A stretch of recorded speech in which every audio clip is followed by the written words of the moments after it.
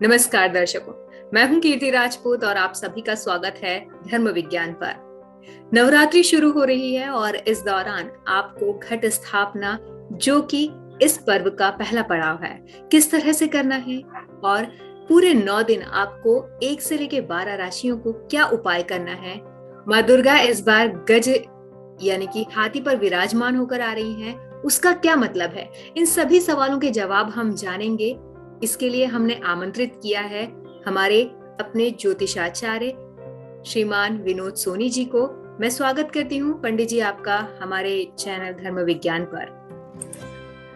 धन्यवाद पंडित जी, आपका बहुत बहुत स्वागत है और सबसे पहले तो आपको नवरात्र पर्व की ढेर सारी शुभकामनाएं। नवरात्रि पर्व की आपको और देश के सभी लोगों को हार्दिक हार्दिक शुभकामनाएं। माता रानी सबके ऊपर अपना आशीर्वाद बना के रखे, सबके कृपा दृष्टि बनी रहे, स्वास्थ्य मंगल हो, अच्छा रहे, मस्त रहे। पंडित जी बहुत बहुत धन्यवाद आपका।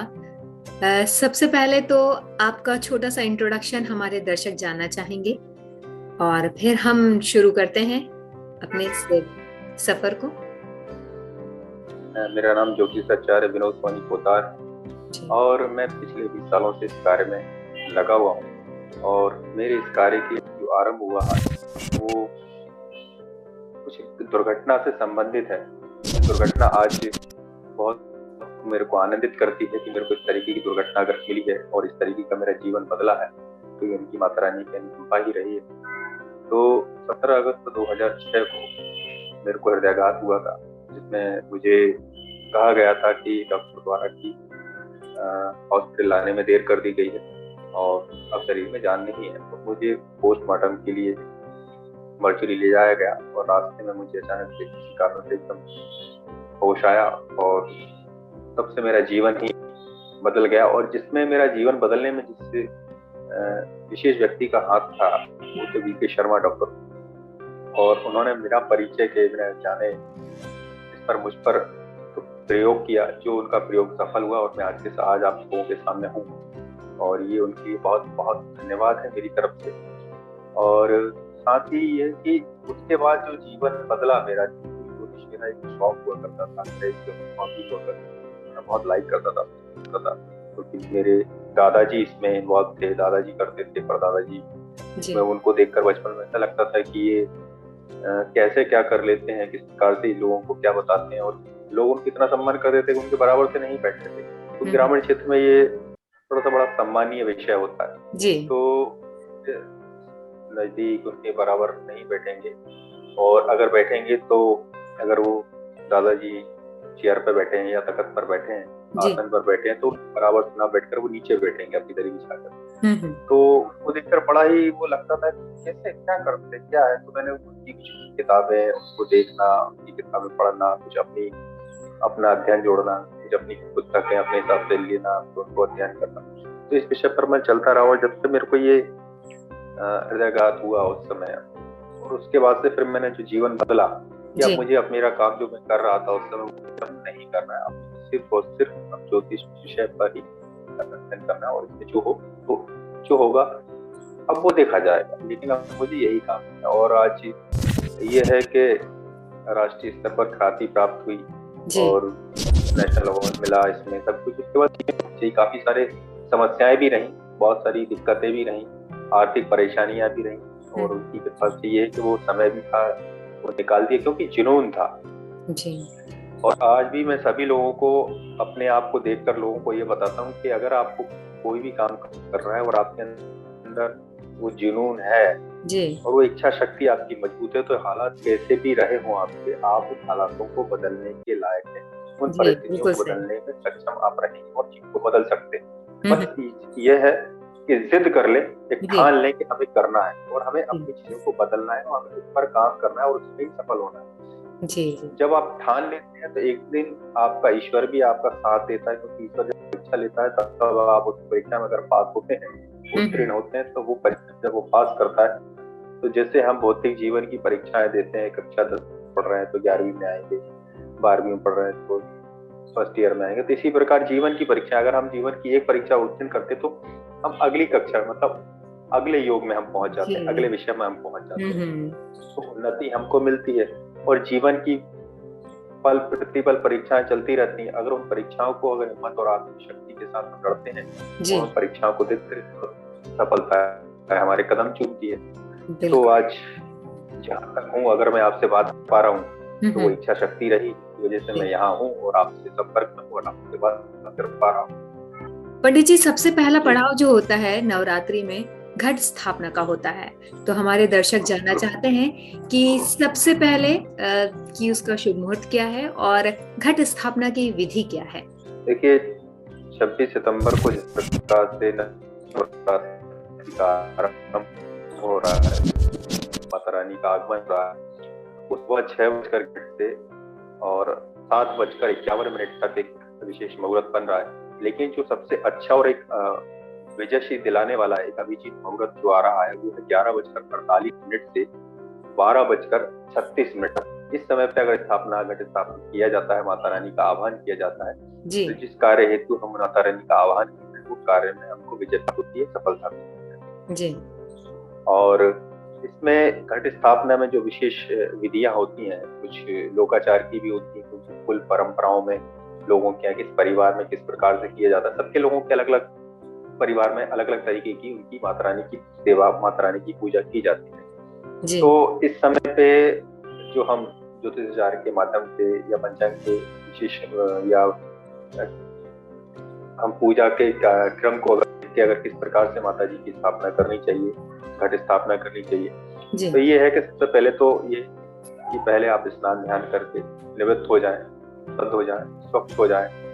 फिर जहाँ पर मंदिर में या अपने स्थान जहाँ पर आप स्थापित करने वाले हैं उस जगह को साफ कर लें, स्वच्छ कर लें और गणेश जी का नाम ध्यान करें, उच्चारण करें गणेश जी के नाम का, उनका आह्वान करें, क्योंकि विघ्नहर्ता के बिना कोई भी कार्य मंगल नहीं हो सकता, तो उनका पहले आह्वान करें। और फिर एक कलश स्थापना के लिए मिट्टी का छोटा सा मटका जैसा होता है, कलश लेकर उसे मिट्टी के किसी पात्र में मिट्टी रखकर उस कलश को पानी भरकर उसमें रख दें और जौ के कुछ बीज जिनके जवाब बोए जाते हैं इस प्रकार जौ उस मिट्टी में डाल दें और साथ ही कलश, जो मिट्टी का कलश आपने रखा हुआ है, उस पर कलावा बांध दें। कलावा बांधने के बाद उस कलश पर रोली से स्वास्तिक का एक चिन्ह जो गणेश जी का प्रतीक माना जाता है उसका चिन्ह उसके ऊपर अंकित कर दें, उन पर हल्दी की टीका लगा दें।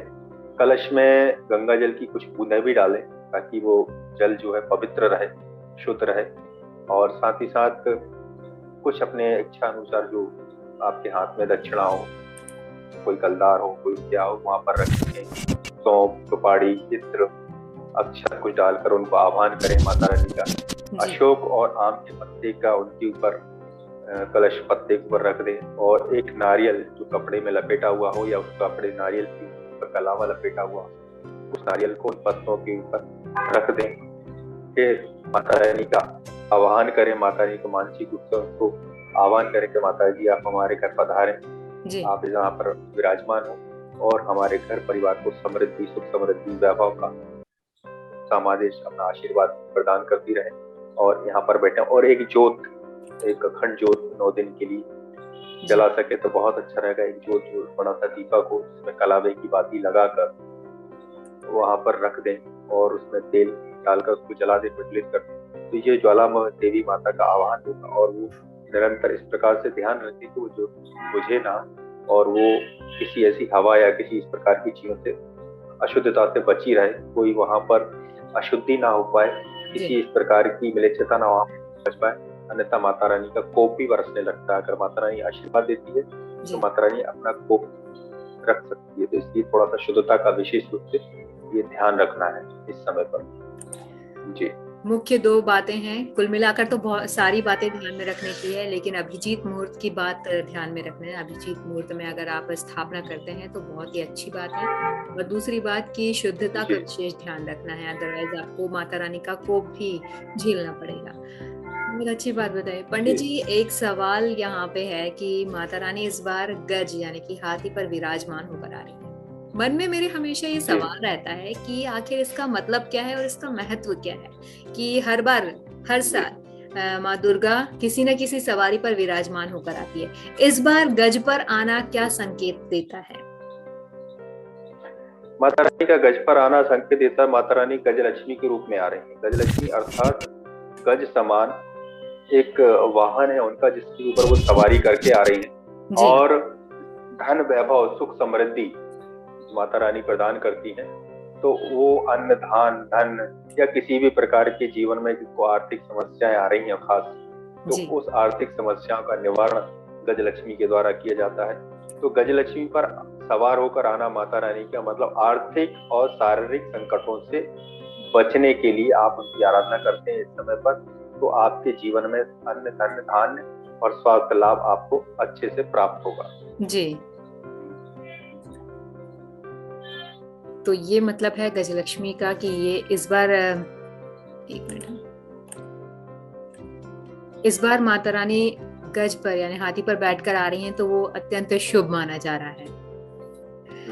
इस दौरान ऐसा भी होता है पंडित जी कि ये नवरात्रि के 9 दिन सभी राशि वालों के लिए शुभ हो, ये जरूरी तो नहीं। तो ऐसी कौन सी कुछ खास राशियां हैं जिनके लिए ये नवरात्रि विशेष है? हाँ, इस समय पर 5 राशि वाले हैं जिनकी नवरात्रि बहुत विशेष रहेगी, जिसमें प्रथम है कन्या, ये कर्क राशि है, वृश्चिक राशि है, धनु राशि है और मीन राशि है। ये 5 राशि वालों के लिए ये समय बहुत ही लाभप्रद है, बहुत ही अच्छा रहने वाला है। तो उनकी इस समय पे ये 5 राशि वाले अगर माता रानी की सेवा करते हैं और उनकी अनुकंपा प्राप्त करते हैं तो निश्चित रूप से उनको अच्छा लाभ मिलेगा। अब जैसे कर्क राशि वाले हैं जी, तो कर्क राशि वालों के लिए 9 दिन जो है माता रानी के, ये वरदान के समान है जी। ये बिल्कुल वरदान जैसे ही अनुभव मिलेगा उनको कि अगर वो सेवा करते हैं तो माता रानी का इच्छित वरदान उनको प्राप्त होगा। और उनके परिश्रम जो अभी तक कर रखे हैं उन्होंने, उन परिश्रमों का पूरा लाभ उनको मिलेगा जी। और रुके हुए काम उनके हो जाएंगे इस नवरात्रि के द्वारा अगर सेवा कर देते हैं। और स्वास्थ्य का भी थोड़ा सा ध्यान रखने की आवश्यकता रहेगी, बाकी चीज तो माता रानी खुद संभाल लेगी। भूमि भवन वगैरह की प्राप्ति इस नवरात्रि में होने वाली है। अच्छा। और परिवार में वातावरण भी एक उल्लास का, मंगल कार्य का होना है। और किसी न किसी प्रकार की अगर घर परिवार में, कर्क राशि वालों के परिवार में अगर किसी प्रकार का मांगलिक कार्य रुका हुआ है जी, तो ये नवरात्रि में मंगल कार्य ये समझ लीजिए बस 90% हो जाएगा उनका। अच्छा। बहुत ही है कि नहीं हो, बाकी तो स्थिति ये है कि उनके मंगल कार्य जो बाधा उत्पन्न हो रहे थे वो मंगल कार्य इस समय पर पूरे हो जाएंगे। और कन्या राशि के जातक जो इस समय धन धान, इस नवरात्रि में धन धान का, वैभव का सुख प्राप्त होगा, उनका मान सम्मान प्रबल होगा जी, और धन के आगमन की मात्रा बढ़ेगी और नया काम उनके लिए आरंभ होने के योग बन रहा है। और माता रानी के आशीर्वाद से शिक्षा और नौकरी में उनको सफलता मिलेगी। वृश्चिक राशि वालों के लिए, वृश्चिक राशि माँ दुर्गा की विशेष कृपा उनके ऊपर रहने वाली है। किसी में अगर पुराने समय के भी काम है उनके तो वो इस नवरात्रि में पूरे होंगे और उनके जीवन में खुशियों का आगमन हो रहा है। विजय, किसी प्रकार का अगर वाद विवाद चल रहा है तो इस नवरात्रि में विजय उनको मिलने के योग बन रहे हैं। तो वो बहुत ही अच्छे उत्तम योग हैं और शत्रु उनसे परास्त होंगे। स्थितियां उनकी आर्थिक भी मजबूत होंगी। करियर वगैरह में अगर वो काम काज को लेकर या व्यापार को लेकर कुछ कहीं परेशानी अगर चल रही थी तो परेशानियां दूर होंगी और कोई नया अवसर उनको प्राप्त होगा जिससे उनको अच्छे आने वाले जीवन में सफलता प्राप्त होगी, आर्थिक संपन्नता उनको मिलेगी। और शादी विवाह में अगर कोई अड़चन आ रही थी वृश्चिक राशि वालों को तो अड़चन इस समय में दूर हो जाएगी। और धनु राशि वालों के लिए विशेष इस समय हो रहा है क्योंकि 7.5 की समाप्त होने की ओर है। माता रानी की कृपा से स्वास्थ्य लाभ उनको मिलना है। स्वास्थ्य से संबंधित अगर उनको किसी प्रकार की समस्या चल रही थी तो स्वास्थ्य लाभ उनको मिलने वाला है। और कर्ज वगैरह उनकी परिस्थितियां बन रही थी तो कर्जों का निपटारा इस माता रानी की कृपा से हो जाएगा। धन के आगमन के रास्ते उनके खुल रहे हैं। भौतिक सुख सुविधाओं में वृद्धि होने वाली है। तो माता रानी का बहुत अच्छे से उनका अगर स्वागत करते हैं तो जीवन में बहुत कुछ हर्षोल्लास उनको धनु राशि वालों को प्राप्त होने वाला है जी। और मीन राशि वाले जातकों के जीवन में जो कई सारे बदलाव देखने को मिलेंगे इस समय में, उनको दुर्गा जी की असीम कृपा उन पर मिलेगी। करियर, नौकरी, शादी, विवाह, इस क्षेत्र में अगर उनको कोई समस्या आ रही थी वो समस्या उनकी समाप्त हो सकती है। कारोबारी अगर कोई काम कर रहे थे लाभ नहीं हो रहा तो लाभ उनको मिल सकता है।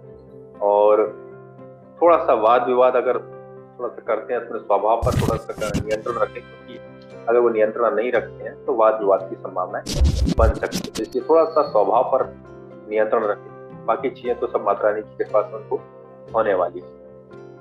कुल मिलाकर ये 5 राशियों के लिए नवरात्र बहुत शुभ रहने वाले हैं हर तरह से। नौकरी ले लीजिए, धन वैभव ले लीजिए, या फिर मकान ले लीजिए, चारों 5 दिशाओं से उनके लिए शुभ ही है नवरात्रि। ये तो हुई 5 राशियों की बात है, लेकिन पंडित जी जो 7 राशि बची हुई हैं उनके मन में तो डर होगा कि क्या ये नवरात्रि हमारे लिए अशुभ है। लेकिन मुझे लगता है कि अशुभ नहीं होना चाहिए, और इसके लिए आप ही बताएंगे। 12 राशियों के लिए आप क्या उपाय बताएंगे पंडित जी की माता रानी की आराधना के दौरान वो उनका आशीर्वाद प्राप्त कर लें? कुछ ऐसे उपाय जिनसे मन में अगर भय बना हुआ है तो वो पूरे ये नवरात्र पर्व को अच्छे से एंजॉय कर पाए और माता रानी की आराधना कर पाए। जी, प्रथम राशि मेष राशि। मेष राशि वाले संध्या के समय द्वार पर तेल का दीपक लगाते हैं जी। और दीपक में 2 काली मिर्ची डालकर रखते हैं जी। और ऐसा करने से उनके जीवन वर्ष पर आर्थिक समस्याएं उनको परेशान नहीं करेगी, और रुका हुआ धन, जो अटका हुआ धन अगर किसी प्रकार की परेशानी आ रही है तो वो उनका मिल जाएगा। और वृषभ राशि वाले इस नवरात्रि में गाय के घी से 2 दीपक जलाकर उससे कहीं किसी एकांत स्थान पर रख कर आए और अपनी मनोकामना बोलती हुए वहां रख दें, तो शीघ्र ही उनकी मनोकामना इस नवरात्रि में पूरी हो जाएगी और उनको सफलता के रास्ते उनके खुल जाएंगे। मिथुन राशि वाले समय से परेशानी के दौर से गुजर रहे हैं, तो यदि वो कर्ज से, व्यापार में हानि वगैरह से पीड़ित हो रहे हैं तो माता रानी की पूजा के बाद गणेश जी को हल्दी की माला अगर उनको पहनाते हैं, जिस हल्दी की माला जैसे 21 दाने हों उसमें, 21 हल्दी के मणके हों उसमें, तो अगर उनको पहनाते हैं तो आर्थिक समस्याएं उनकी जो चल रही थी वो समाप्त होंगी। अच्छा। और कर्क राशि वाले इस समय पर धन लाभ तो वैसे मैंने बता दिया है कि धन लाभ, आर्थिक लाभ को प्राप्त होने वाला है, आर्थिक समस्याएं उनकी समाप्त होने वाली।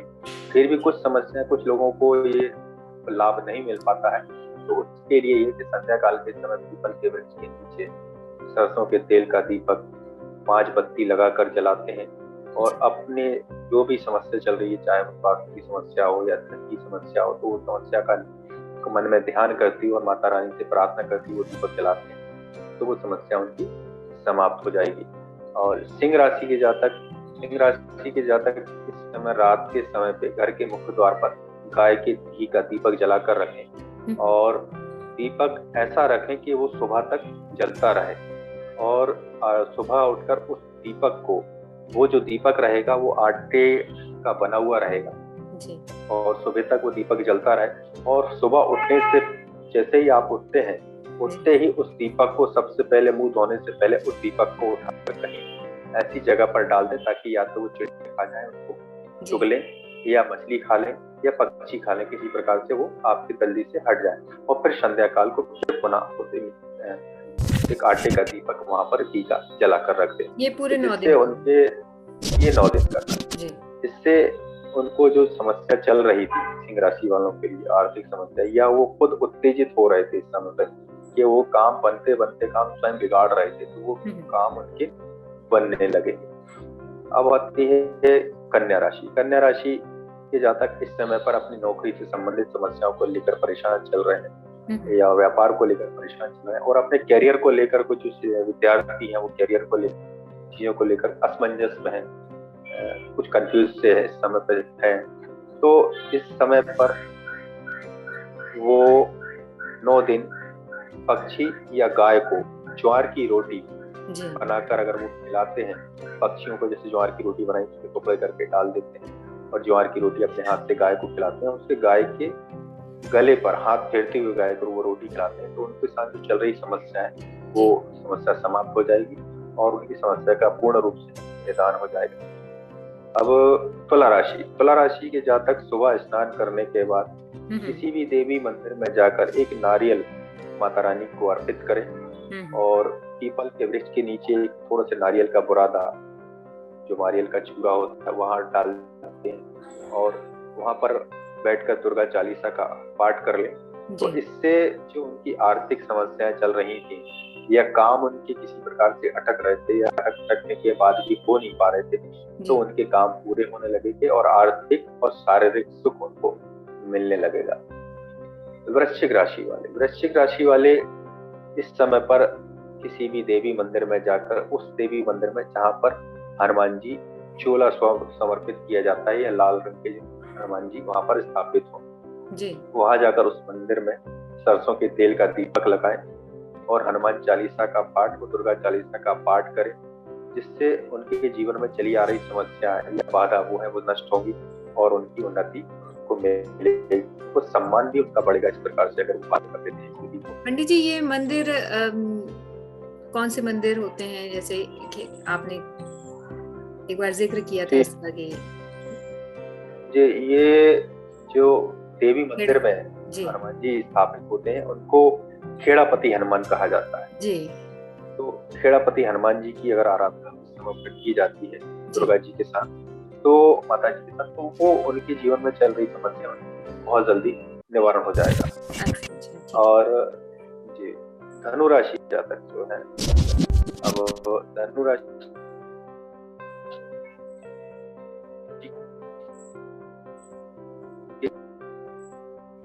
लोग हैं, तन मन धन वो काफी गहरी समस्या में चलते, क्योंकि 7.5 की वो चरम सीमा पर रही उनको इस समय पे जी।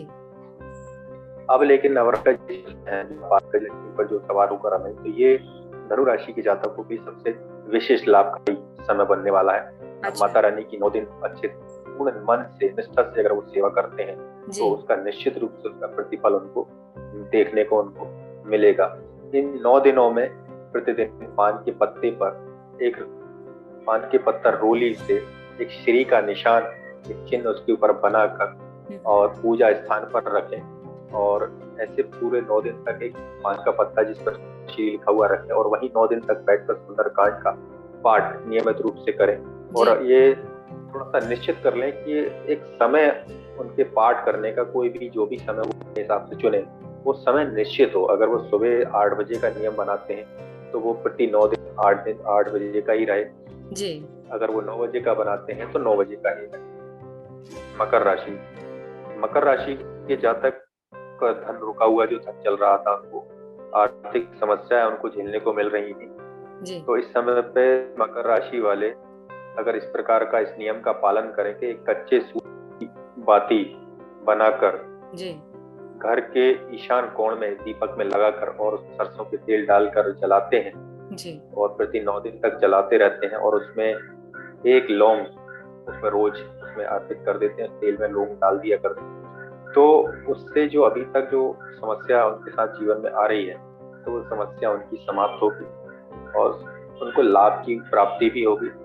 स्वास्थ्य का विशेष रूप से समय पर ध्यान रखना है कि इन नवरात्रि में किसी भी प्रकार का वाहन का उपयोग या अति तीव्र गति से वाहन ना चलाएं, क्योंकि उनकी समस्या बन सकती है। तो वाहन का उपयोग बहुत ही सावधानी पूर्वक करना है मकर राशि के जातकों। कुंभ राशि के जातकों को इस समय पे कुछ हानि कुछ लाभ मिला जुला सहयोग उनको मिल रहा है जी। आर्थिक हानि कुछ ज्यादा चल रही है उनके साथ। तो कुंभ राशि के जातक यदि साबूदाने की खीर का भोग माता रानी को लगाते हैं और वो खीर माता रानी को लगाने के बाद कुछ देर वहां रखने के बाद उनका आशीर्वाद उसमें आ जाने के बाद जी।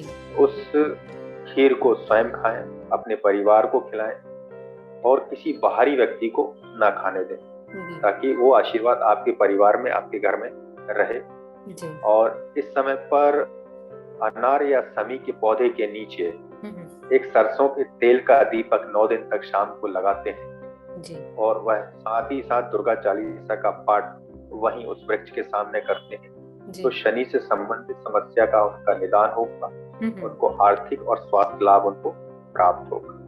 और अब अंतिम राशि होती है मीन राशि।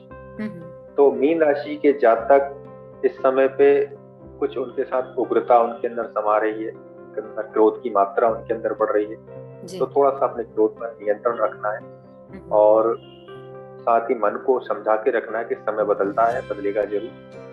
और साथ ही साथ माता रानी का से जो संबंधित उपाय समय पे है वो ये है कि धन से संबंधित जो समस्या मीन राशि वाले चल रहे हैं जी तो प्रतिदिन माता रानी को एक कमल पुष्प अर्पित करें, जी कमल का पुष्प अर्पित करें एक, और साथ ही साथ एक नारियल जी माता रानी को भेंट कर अर्पित करें और सफेद मिठाई का भोग लगाएं, जी दूध की बनी हुई सफेद मिठाई का भोग लगाएं।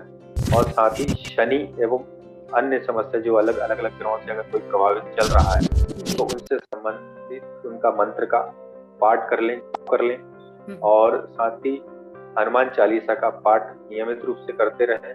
तो जो मीन राशि के जातकों को समस्याएं चल रही हैं, ये समस्याएं उत्पन्न होने वाली हैं, उन समस्याओं का निवारण वो स्वयं कर सकते हैं और उनको आर्थिक, मानसिक और सामाजिक लाभ प्राप्त होगा। तो ये हुई 1 से 12 राशियों के लिए उपाय, पूरे 9 दिन करना है। पंडित जी, कुछ उपाय सुबह शाम या फिर सभी उपाय शाम को करना है, इनका भी कोई समय है? देखिए, अगर उपाय, वैसे आजकल कामकाजी लोग हैं, अधिकतर लोग कोई व्यापार के लिए, कोई नौकरी के लिए सुबह सुबह भागते हैं, दौड़ते हैं, तो इस पर निश्चित रूप से जैसे अभी मैंने कहा कि समय का थोड़ा सा विशेष ध्यान रखें। जो भी उपाय करें, जो भी काम करें, जो भी पूजा करें, वो एक समय निश्चित बांध लें ताकि 9 दिन तक आप पूरा कर पाए। या तो सुबह करें, सुबह 9 बजे से पहले हो जाता है तो आप सुबह 9 बजे से पहले का नियम बनाएं। जी, समय का विशेष ध्यान रखना है, आपने बताया। जी, समय पर एक निश्चित समय हम समय पर चुन लें। जो भी आज कामकाज के लोग हैं, कामकाजी लोग हैं, व्यापारिक लोग हैं, या स्कूल या कॉलेज जाने वाले लोग जो भी समय पर नियम पालन करना चाहते हैं, तो समय का निश्चित रूप से समय बना लें। या तो समय वो सुबह 9 बजे तक अपने कर्म, जो पूजा पाठ के कर्म है, कर्म जो कर लें, या फिर माता रानी की आराधना का समय 7 बजे के बाद का निर्धारित करें। कोई भी 7 बजे से रात के 11 बजे से पहले तक। तो एक समय निर्धारित करने से क्या होगा कि उनके जीवन का जो एक लक्ष्य है, जिस पर हम अडिग होकर अगर हम उनकी सेवा कर लेते हैं तो निश्चित रूप से उनको इसका लाभ मिलेगा ही मिलेगा और उनका प्रतिफल बहुत अच्छा मिलेगा और आनंददायक मिलेगा। माता रानी की सेवा, माता रानी का आशीर्वाद एक वरदान स्वरूप उनको प्राप्त होगा और जो उनके भाग्य में रुकावट आ रही है, अड़चन आ रही है, वो दूर होगी और सब माता रानी अपना आशीर्वाद देंगे। पंडित जी, आपने बहुत महत्वपूर्ण जानकारी बताई। हमारे दर्शकों को बेशक इन टिप्स की बहुत जरूरत है, क्योंकि ये टाइम ऐसा है जब हम माता रानी के चरणों में जाते हैं तो ये जो उपाय हैं बहुत जल्दी फलीभूत होते हैं, मैं जितना जानती हूँ। तो आपने 12 राशियों का अलग अलग अच्छी तरीके से वर्णन किया है, उनके उपाय बताए हैं। एक चीज और, आपने जो मिथुन राशि के लिए बताया था, 21 गांठों की, हल्दी की गांठों से माला बनाकर गणेश जी को अर्पित करना है, तो ये पूरे 9 दिन करना है या फिर सिर्फ पहले दिन करके उस माला को? नहीं, ये 9 दिन ही करना है हर दिन, और वो माला को विसर्जित करना रहेगा? नहीं, वो विसर्जित नहीं करना है, उस माला को अपने धन भंडार में रखना है साल भर तक के लिए। आने वाले नवरात्रि में फिर उसको का विसर्जन कर देना। अच्छा, पूरे 1 साल तक रखना है, ठीक है।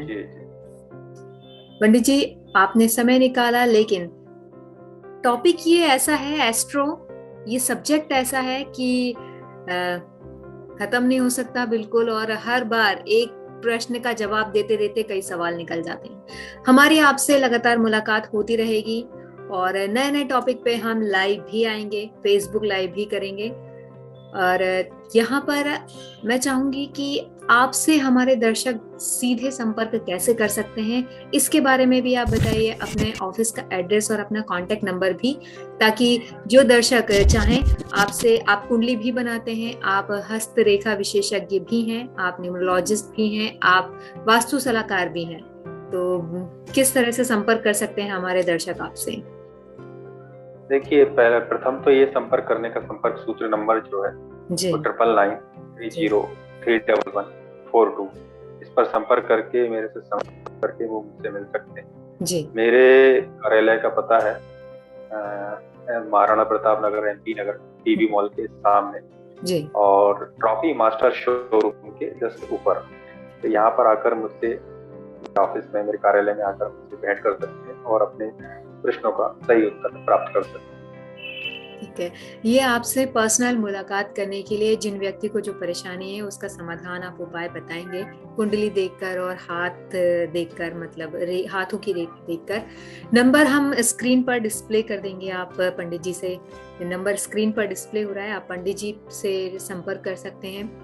पंडित जी, आप लाइव आते हैं तो भी सवाल लेते हैं, तो हम आगे के सेशन में ऐसा भी प्लान कर रहे हैं कि लाइव आएंगे और जो दर्शक हमारे शॉर्ट कुंडली बनवाकर अपने सवाल पूछना चाहते हैं तो वो आपसे सवाल पूछकर उनका समाधान भी जान सकते हैं। जी बिल्कुल, स्वागत रहे। ठीक है, तो लगातार हम पंडित जी से मुलाकात करते रहेंगे धर्म विज्ञान पर। आने वाले दिनों